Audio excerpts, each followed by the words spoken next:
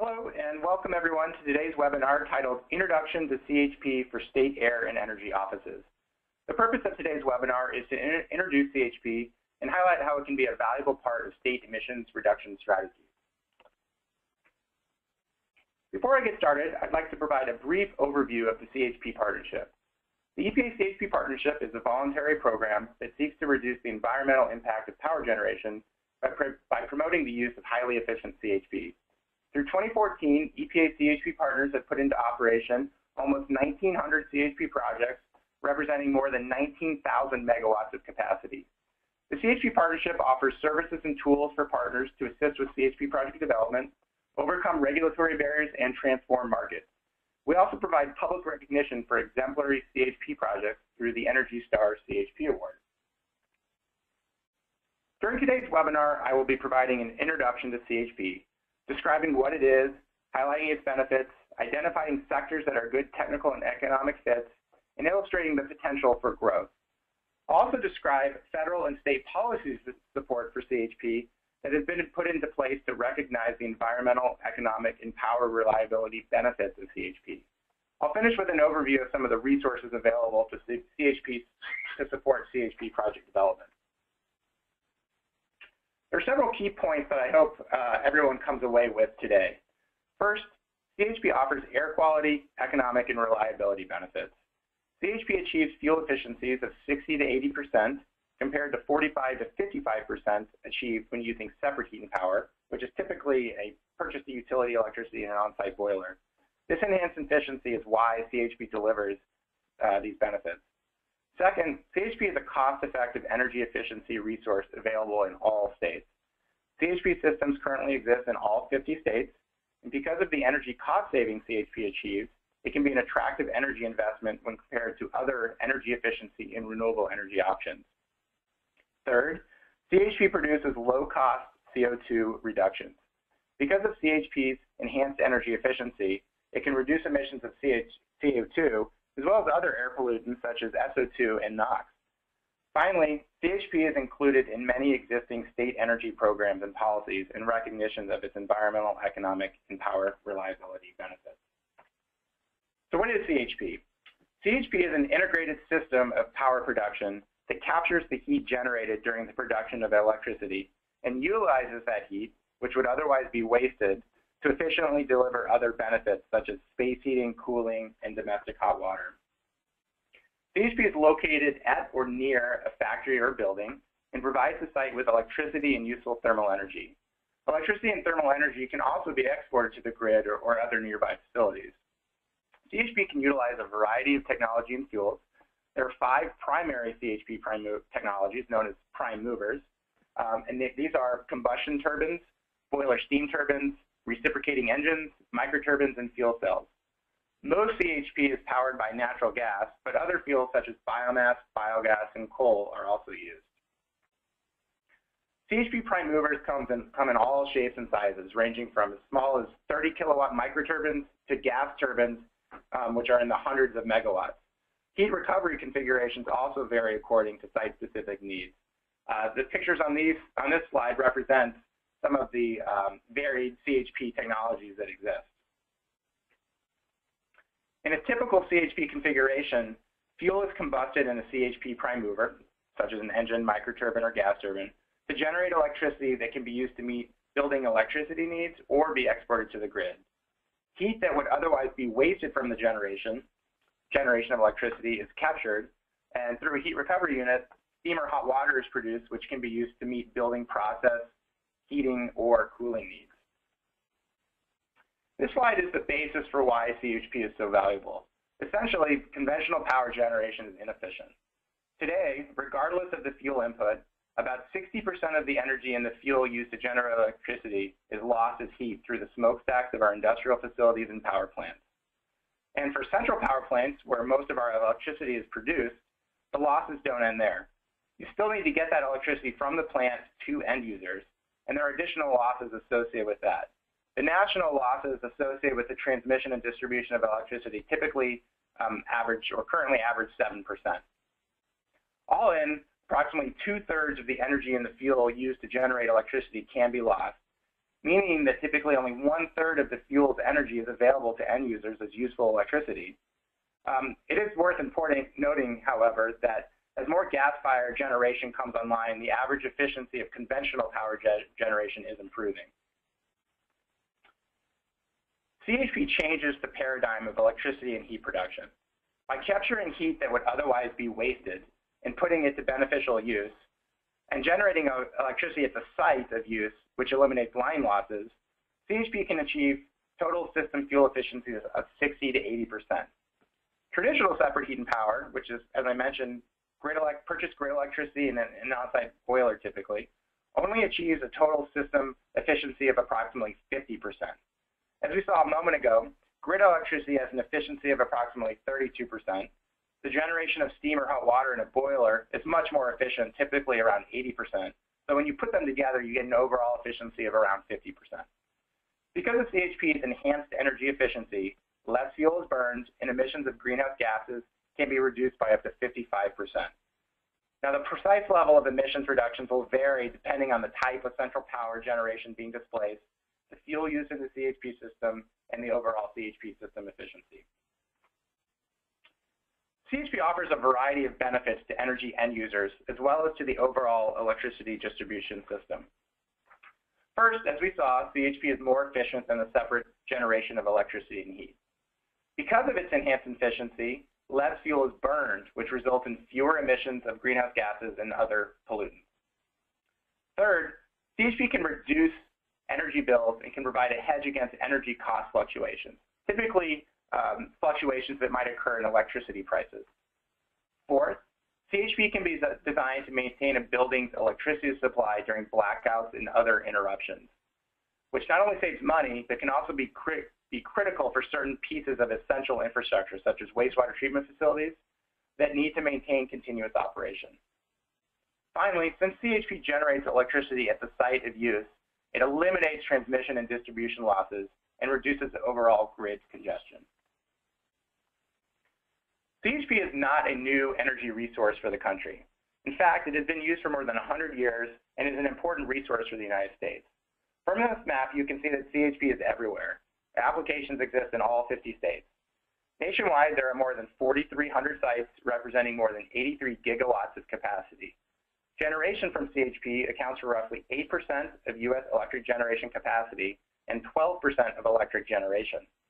Existing CHP capacity saves 1.8 quads of fuel each year, equal to the total energy used in all of the homes in California, Texas, and Florida combined, resulting in more than 240 million metric tons of CO2 savings, equal to the annual CO2 emissions from 63 coal-fired power plants. Approximately 70% of CHP capacity is natural gas-fired, and 80% is in the industrial sector in applications such as chemicals, refining, and manufacturing.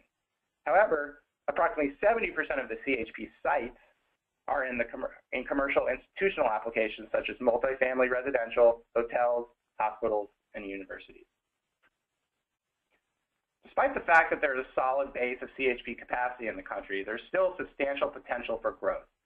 This slide shows that the existing CHP capacity and CHP technical potential in a variety of sectors.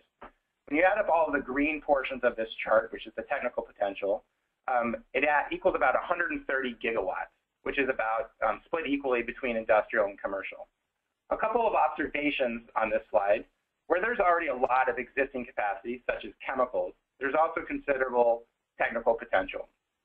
Second, while there's still strong potential for growth in industrial sites, you can see that the potential for growth as a percentage of what is possible in a given sector is strongest in commercial and institutional applications, such as universities, hotels, office buildings, and military bases.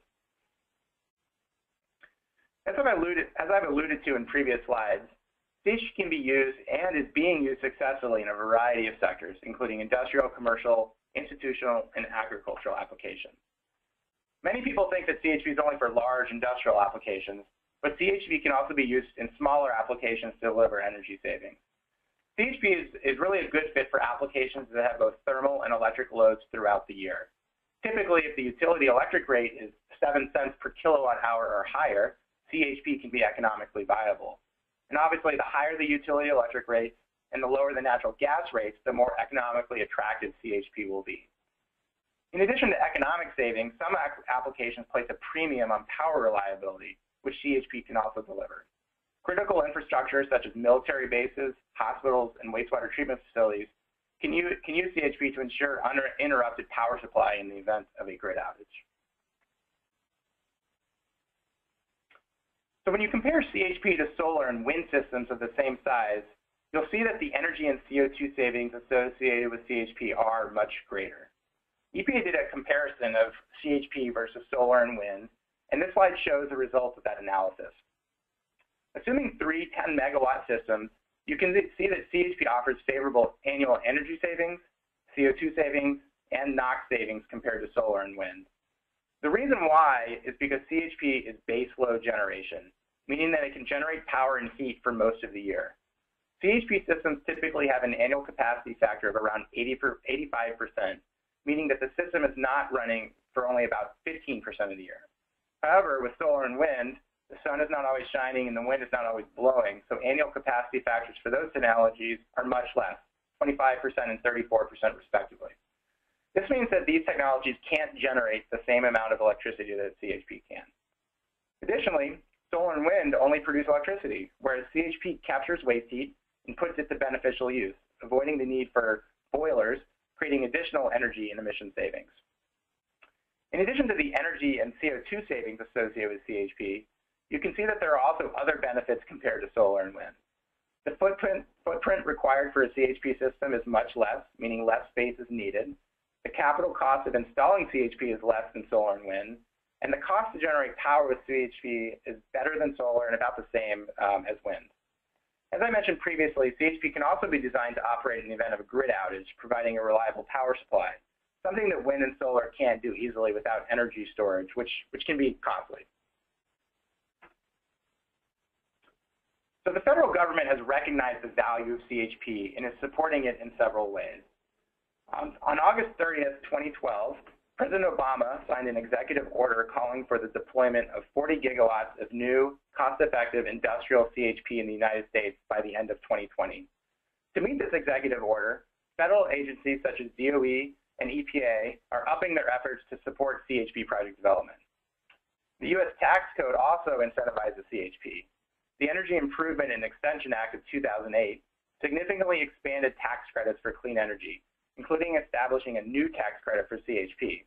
This CHP credit is equal to 10% of expenditures with no maximum limit stated.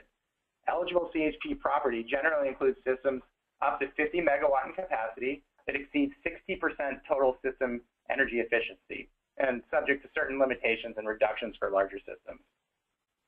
The efficiency requirement does not apply to CHP systems that use biomass for at least 90% of the system's energy source, however. The credit applies to eligible property placed in service after October 3rd, 2008, and is currently valid through the end of 2016. CHP also qualifies for 5-year depreciation under the Modified Accelerated Cost Recovery System. Under the system, businesses may recover investments in certain property through depreciation reductions. This incentive establishes a set of asset class lives for various types of property, ranging from 3 to 50 years over which the property can be depreciated. A number of renewable and clean energy technologies are classified as 5-year property, including CHP. CHP's efficiency benefits are also recognized in Clean Air Act regulations as both an efficiency measure for compliance, as well as through the use of output-based standards. So I want to take a moment just to stress the importance of output-based standards and explain what they are. For more than 15 years, federal environmental regulations have included specific provisions referred to as output-based limits that recognize the significant emissions benefit of energy efficiency measures, including CHP. Conventional emission limits typically restrict the amount of pollution emitted per unit of heat input. So for example, a boiler may not emit more than 1 pound NOx for every MMBTU of fuel consumed. Output-based limits, however, restrict emissions in terms of productive output. So for example, 1 pound of NOx for every MMBTU of steam produced. This simple structural difference really incentivizes energy efficiency measures like CHP. So in basic terms, output-based regulations encourage energy efficiency in CHP by relating emissions to the productive output of a process rather than the amount of fuel burned. As I've explained, CHP systems produce both electric and thermal output. So consequently, an OBR, or an output-based regulation, must include provisions for measuring both of these outputs, which are typically expressed in different units. So this slide lists several Clean Air Act regulations that have incorporated output-based limits, and I'm going to highlight just a couple of them. First, Subpart DA is a federal performance standard that limits emissions from certain types of electric generating units. When originally promulgated in 1998, it was the first of its kind that incorporated output-based emissions limits. More specifically, it gives subject facilities the flexibility of complying with the input-based or output-based limits. Fast forwarding to the near present, the Boiler Max, a federal performance standard that regulates hazardous air pollutants from boilers, contains provisions specific to boiler steam turbine CHP systems that are not only output-based, but account for the secondary electric output, in addition to the primary thermal output of the boiler. This feature provides greater compliance flexibility to boiler steam turbine CHP systems compared to boiler-only systems. If you're interested in additional information, the CHP partnership has produced a white paper and fact sheet that covers output-based regulations at both the state and federal level in greater detail. There's a link to that fact sheet at the bottom of this slide. States have also recognized the value of CHP and developed a variety of policies that help support it. These include financial support in the form of grants, loans, tax incentives, and production payments, environmental regulations that use output-based standards as the basis for compliance. Currently, there are more than 20 states that have adopted output-based limits. States have also mandated utility policies, such as electric standby and backup rate relief, which removes a key financial barrier to CHP development. There's states have created standardized interconnection requirements that simplify the process for CHP systems to interconnect with the electricity grid. States have also included CHP as an eligible resource in renewable portfolio standards and energy efficiency standards as a way to help promote CHP. So in the next couple of slides, I'm going to give a couple of specific state examples of what states are doing.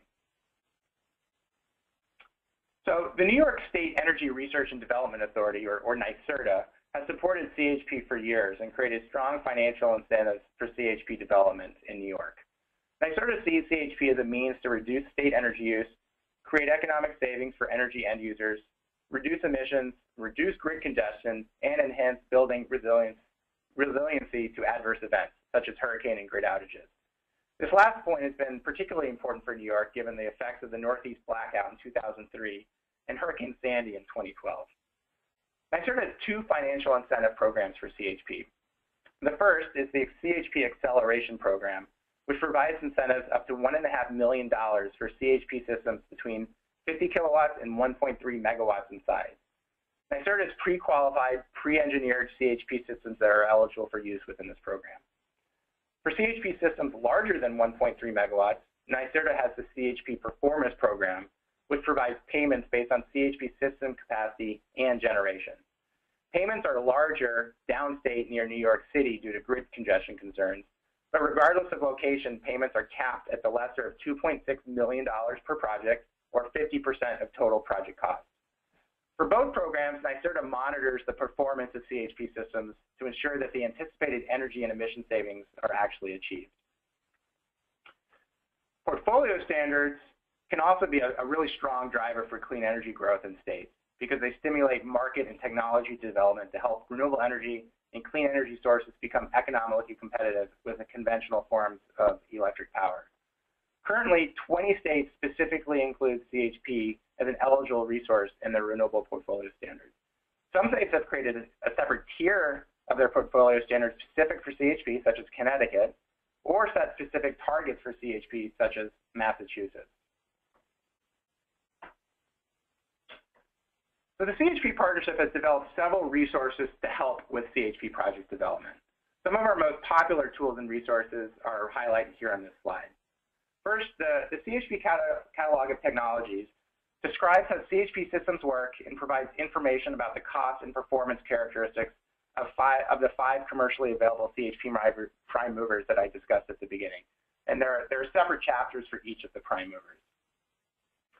The CHP Project Development Handbook provides information, tools, and insights on project development, and walks people through the CHP project development process. The CHP Emissions Calculator is an Excel-based tool that calculates the difference between the anticipated carbon dioxide, methane, nitrogen oxide, SO2, and NOx emissions from a CHP system to those of a separate heat and power system. And as I mentioned earlier, separate heat and power is typically purchase grid electricity in an on-site boiler. The calculator also presents estimated emissions reductions as metric tons of CO2 equivalents and emissions from passenger vehicles. DCHP, otherwise known as the CHP Policies and Incentives Database, is an online database that we maintain that allows users to search for CHP policies and incentives by state or at the federal level. We update financial incentive information every 2 weeks and information about favorable CHP policies annually. Finally, the partnership awards the Energy Star CHP Award to CHP projects that demonstrate considerable fuel and emission savings over comparable state-of-the-art separate heat and power generation. The partnership gives out approximately 5 to 7 awards each year. And all of these resources, plus others, are on our website, which is available at the link here at the bottom of the slide. In addition to the EPA CHP partnership, other organizations also offer good information and resources to help support CHP project development. These include, first, the EPA State and Local Climate and Energy Program, which is another program run out of EPA. And specifically, they have a resource called the Energy and Environment Guide to Action, which includes a chapter on CHP and how states can help support it. The Department of Energy has run CHP technical assistance partnerships. These partnerships provide technical support or technical assistance to specific projects. And NASIO and ACEEE also provide resources related to CHP and information for states to better understand how CHP can be supported. So to close, I'd like to re-stress the key takeaways I mentioned at the beginning of this webinar. First, CHP offers air quality, economic, and reliability benefits.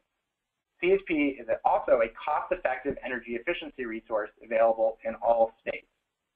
CHP produces low-cost CO2 reductions, and it's already included in many existing state emissions reductions, programs and policies, and recognitions of its benefits. So that's it. Please feel free to contact the partnership with any questions or ways that we can help support you. Our contact information is on this slide. Thank you very much for listening in today.